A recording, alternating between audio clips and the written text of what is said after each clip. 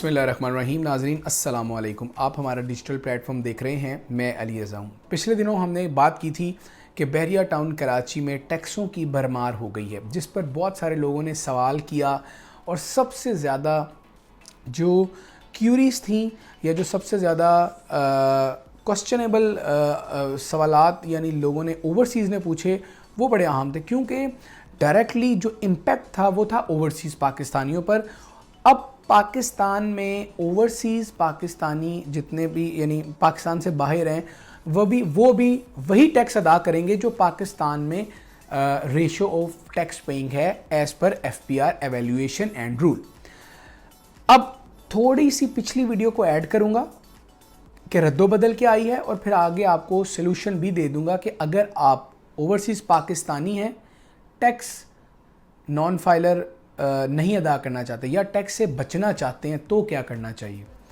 नाज़रीन, बहरिया टाउन कराची में अगर आप कुछ भी ख़रीदारी करते हैं प्रॉपर्टी की और आप फाइलर हैं तो आप 3% टैक्स अदा करेंगे। ये रूल बता रहा हूँ मैं। अगर आप सेलर हैं और फाइलर हैं तो आप 3% टैक्स अदा करेंगे।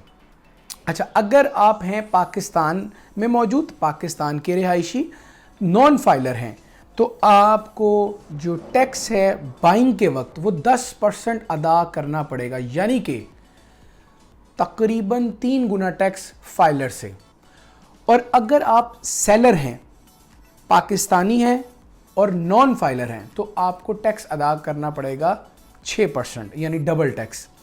लेकिन ओवरसीज़ के लिए सहूलत ये थी कि आप फाइलर हों या नॉन फाइलर हों, आपके पास नाइकोप होना चाहिए, जिससे कंसिडर ये होगा कि आप ओवरसीज़ हैं और आप पाकिस्तान में टैक्स पेयर कंसिडर्ड होंगे। यानी कि आप पाकिस्तान में टैक्स रिटर्न नहीं देते, लेकिन चूंकि आपके पास नाइकोप है तो आपके ऊपर भी वही टैक्स की जो क्लॉज हैं वो इम्प्लीमेंट होगी जो पाकिस्तान में एक टैक्स पेयर पर होती हैं।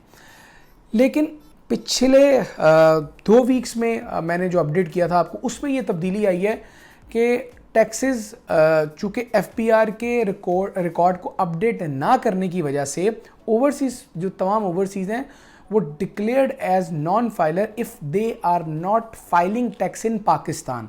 यानी पहले अगर वो कुछ ख़रीदते थे, बेचते थे तो वो 3% टैक्स देते थे। और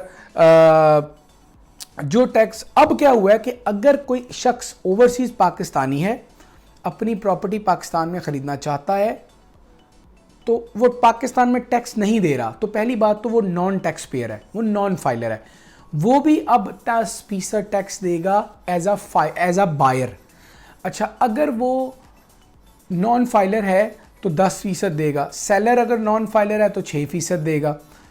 अगर आपको इन तमाम यानी टैक्सेस की जो एक भरमार है, जो additional amount of taxes Pakistan में अभी लगे हैं FBR की गलती कह लें या रिकॉर्ड अपडेशन ना होने की वजह से, आप ओवरसीज़ पाकिस्तानी हैं, पाकिस्तान में इन्वेस्टमेंट आप कर रहे हैं, करना चाहते हैं, तो आपको प्रॉपर्टी ख़रीदने से पहले ख़ुद को फाइलर करना है। तकरीबन 24 घंटे का वक्त लगता है और जो आपके करीबी जो भी दोस्त अहबाब हैं वहाँ यकीनन कोई टैक्सेशन लॉयर आपको मिल जाएगा। आप उनसे रब्ता कीजिए, आप पाकिस्तान में एक्टिव कर लें अपना टैक्स पेयर। 24 आवर्स में वो एक्टिव हो जाता है। स्टेटस जब एक्टिव हो उसके बाद प्रॉपर्टी को अपने नाम पे बाय करें। और ये मैं उस प्रॉपर्टी की बात कर रहा हूँ जो ट्रांसफ़रेबल है।